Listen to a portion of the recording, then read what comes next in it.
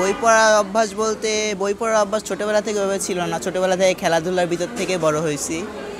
বই পড়ার অভ্যাসটা শুরু হয়েছে মূলত ক্লাস 2 থেকে।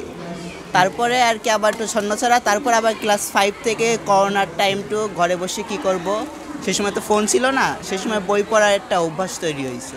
বই পড়ার পর আমার অনেক বেশি ভালো লাগছে, আমি অনেক এক্সাইটেড থেকে বিশেষ সাহিত্যের বই প্রতি বছর আমি পরীক্ষা দিই।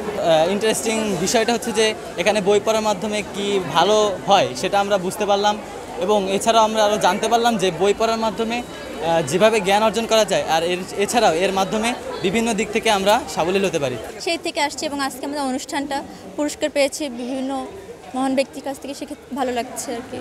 এখানে অনেক সুন্দর সুন্দর বই পুরস্কার দেওয়া হচ্ছে, যারা বই পড়ছে তাদেরকে অনেক ভালো ভালোই বই পুরস্কার দেওয়া হচ্ছে, এটা ভালো হচ্ছে। ষষ্ঠ থেকে একদম আমাদের 10 পর্যন্ত সব আপুরাই এই বিশেষ সাহিত্যে বই পড়ে।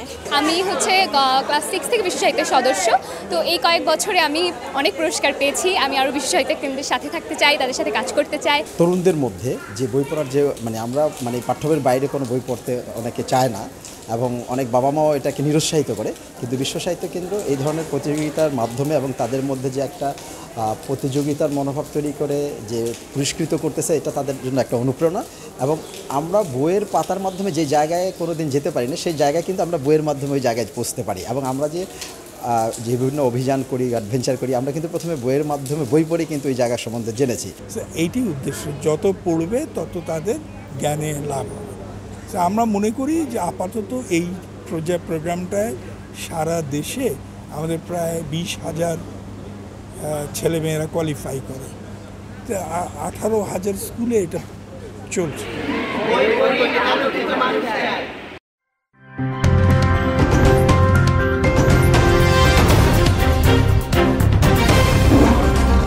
Voice of Tiger.